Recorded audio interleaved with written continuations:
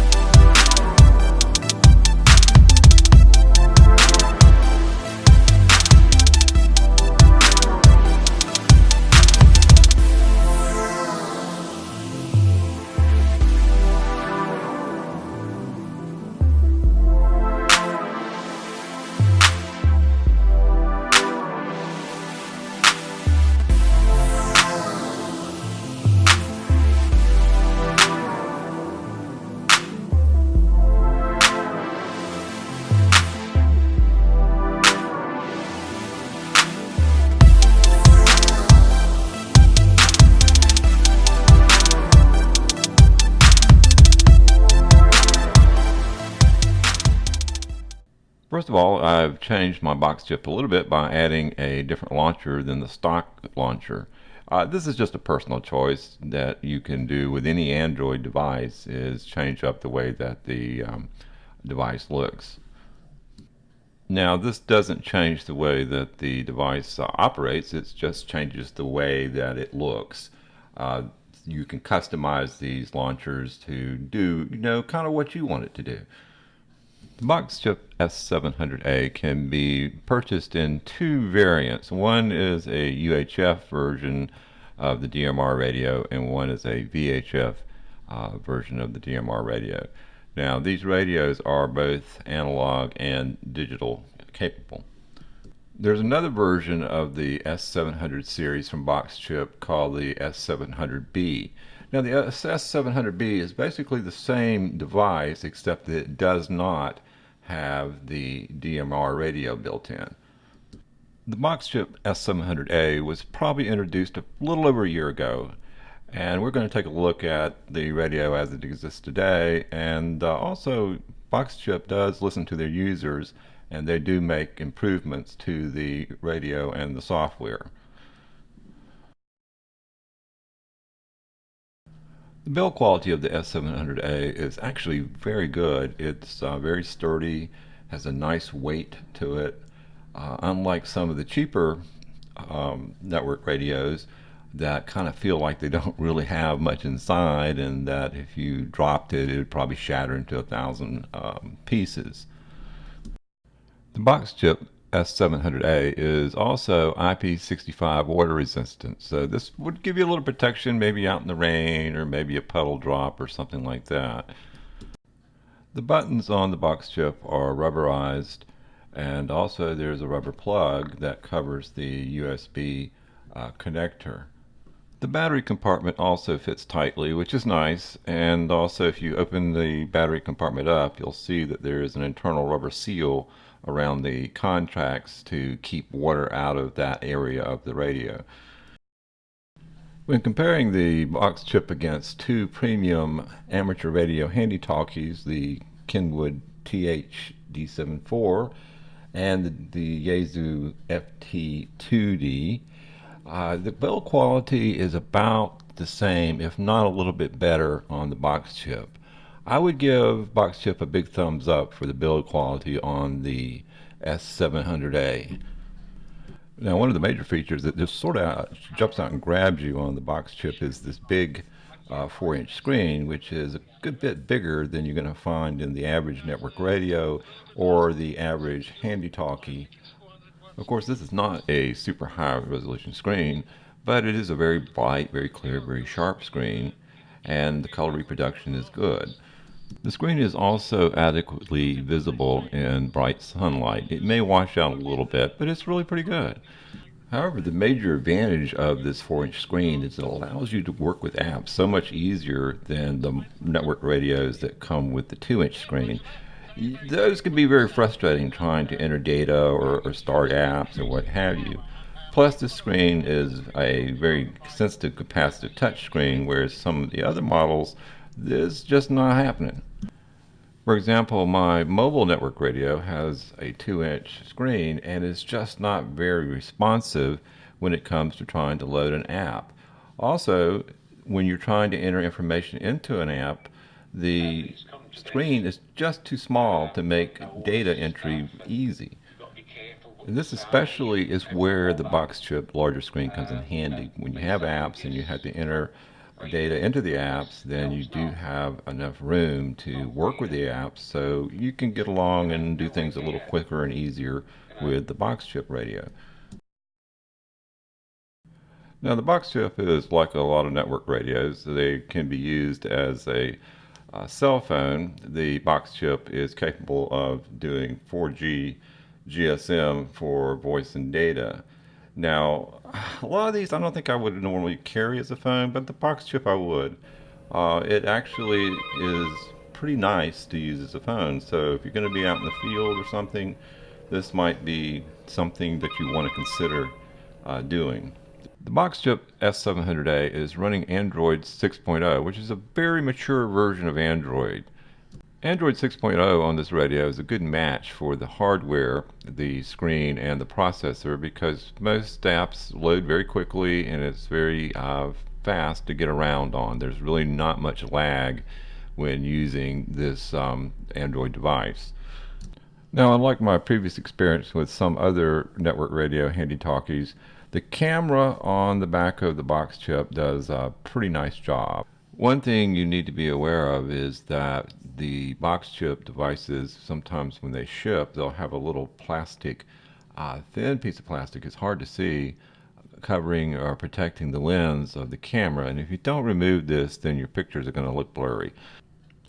As you can see here, you can get reasonably decent photographs using the Boxchip's back-facing camera as long as you're in good lighting conditions. Now, of course, like most small camera lenses, that if you're in a situation where it's darker, then you're not going to get as good and as sharp picture. Now, of course, this camera will also do video, but you have to keep in mind this is not going to be the same type of quality you're going to get through some of the high-end cell phones that are available today. But it is more than adequate for taking pictures in the field and sending them back to wherever you need to send them. One thing I noticed about the Boxchip was that it has excellent network speeds as far as upload and download goes. This is usually far faster than my experience has been with other network radios running the Android 4.0 system. These speeds were recorded while the Boxchip was connected to the home Wi-Fi network.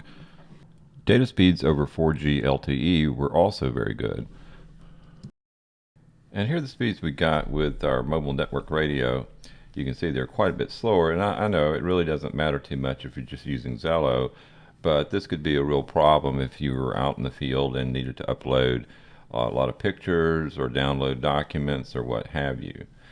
I have noticed that the slower network speeds are very common to some of the less expensive network radios, and a lot of those are running Android 4.0, but I have seen this speed on some 6.0 Android devices also. So if you need to upload and download files in the field, I believe the Boxchip would be a better fit. Due to the excellent network speeds and the internal processor, I was able to use programs like YouTube, which are high demand applications, and be able to play the videos without any lag or any other problems.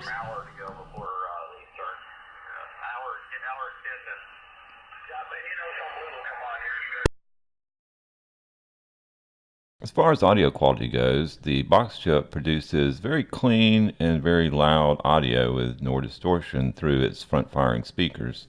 That's kind of neat. But, well, Albert, I'm going to get back to making some noise on my service monitor here, and it was a pleasure visiting with you. Okay, Grant. A pleasure on this end also, and hope you have great success with your adjustments.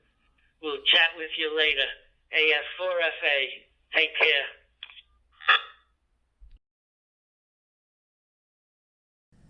Handy talkies like this Kenwood THD74 for many years has had a user interface which is primarily buttons that can be pressed once for this, twice for that, and so on. And these small buttons can make these small HTs really a little difficult to work with sometimes.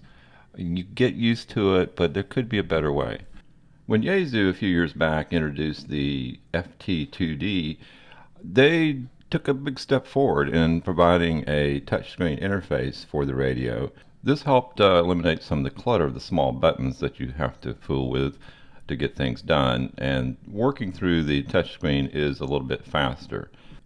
Now, the touchscreen is pretty decent, but compared to the Boxchip, this screen kind of looks dated when compared to Boxchip's larger 4-inch touchscreen.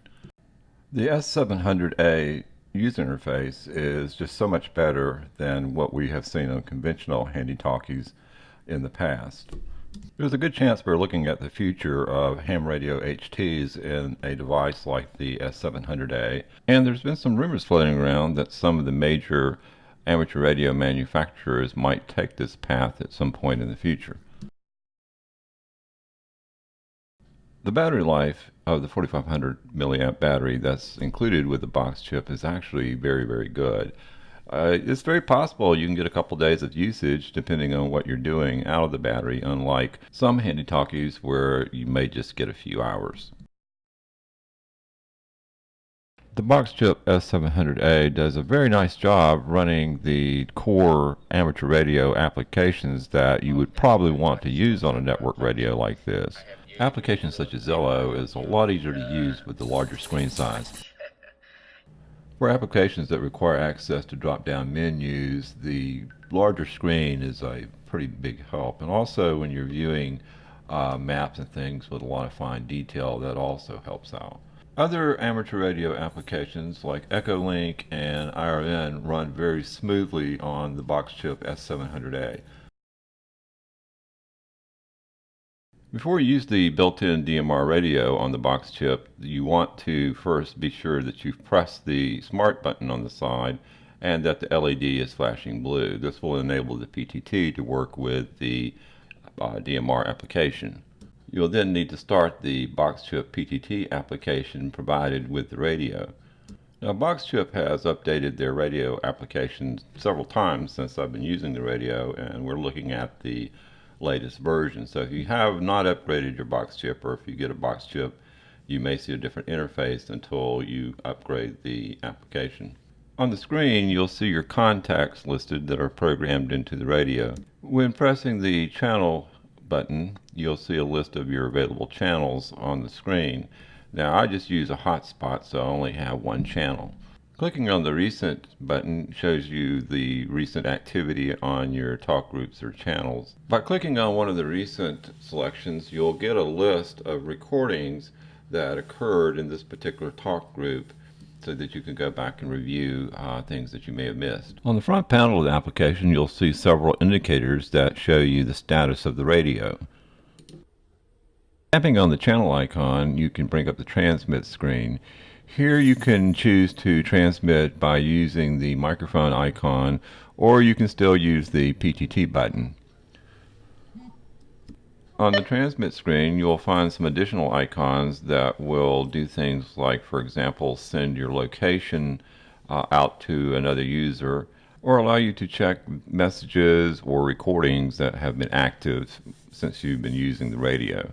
You can also manually put in talk group numbers through the front panel if you need to change to a new talk group very quickly and it's not programmed into your radio. While it is possible to program some information through the app, you're going to probably find that it's going to be much easier to work with the Boxchip programming software, which they call BPS, and this can be downloaded through the Boxchip website. Before you can use the Boxchip with the programming software, one of the first things you're going to have to do is go into the device and turn on developer options and USB debugging. Now here's a little quick chart to show you how that's generally done. Next thing you need to do is update the APK software, which is what is used for the push-to-talk application. This will take just a couple minutes to do, and once it's done, you're ready to go on to begin programming the radio. Once everything is connected and ready to go, the first thing you want to do is read the information from the radio.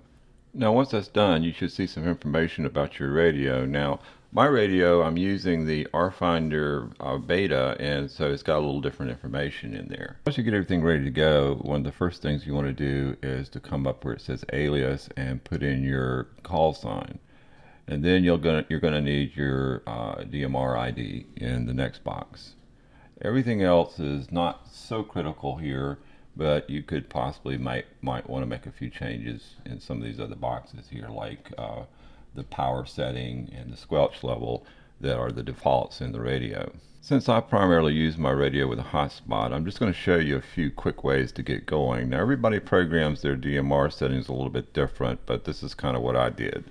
The first thing I'm going to do is show you how to add a contact, and this is where you want to put your talk group numbers and get this set up.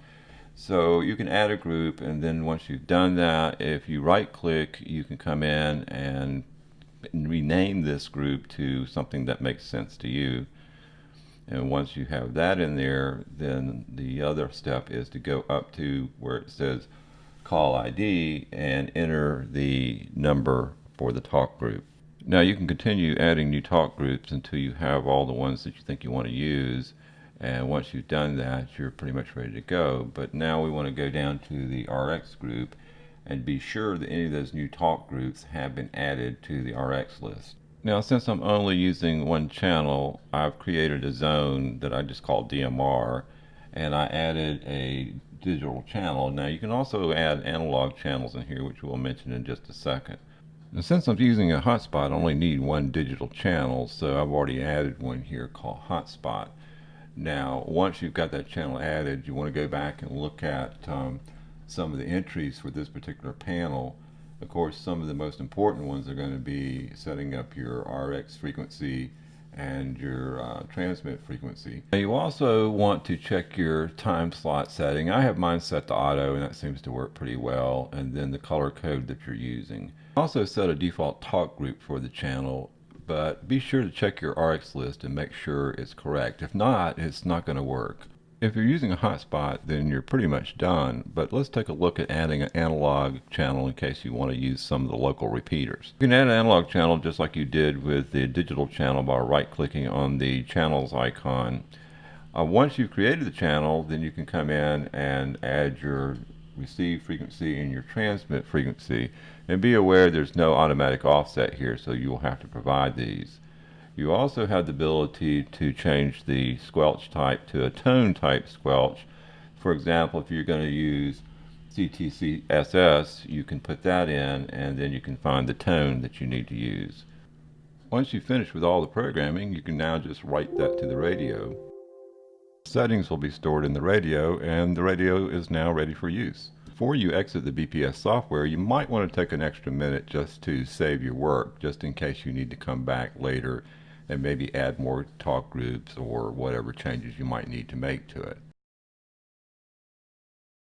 Speaking of programming the S700A, the good folks over at RFinder are working on integrating the software directly into the radio. The benefit of RFinder is that you don't have to program the radio. This can actually replace the programming software that comes with the radio. If you're not familiar with RFinder, this application will find repeaters that are within a certain distance of you by using the internal GPS. The great thing about RFinder is that once you have your repeater list, you can select one and then send that repeater information directly to the radio.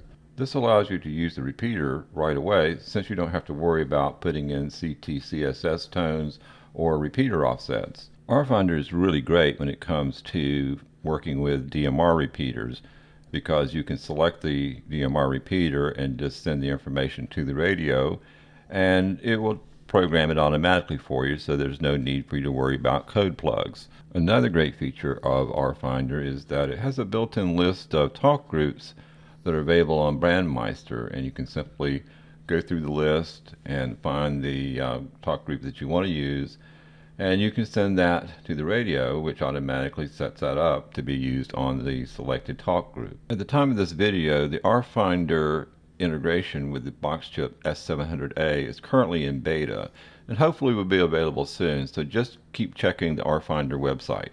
Okay, who's the Boxchip S700A and 700B for? Well, I would say that if you are a radio hobbyist with a very strong interest in network radio and want a good quality radio with good audio, then this might be a radio that you would be very interested in. Now, if you're an amateur radio operator, you might be more interested in the Boxchip S700A because of the inclusion of the built-in 2-watt DMR radio. Now, the Boxchip S700A is not an inexpensive radio. This is pretty much a premium radio, but I would suggest that if you get interested in buying one of these, to do a little checking around on some of the Boxchip dealers, because occasionally there's good sales that will lower the price significantly. Okay folks, this about wraps it up for this review. Please subscribe, and we're going to have some more reviews coming up here pretty soon. Thanks for watching.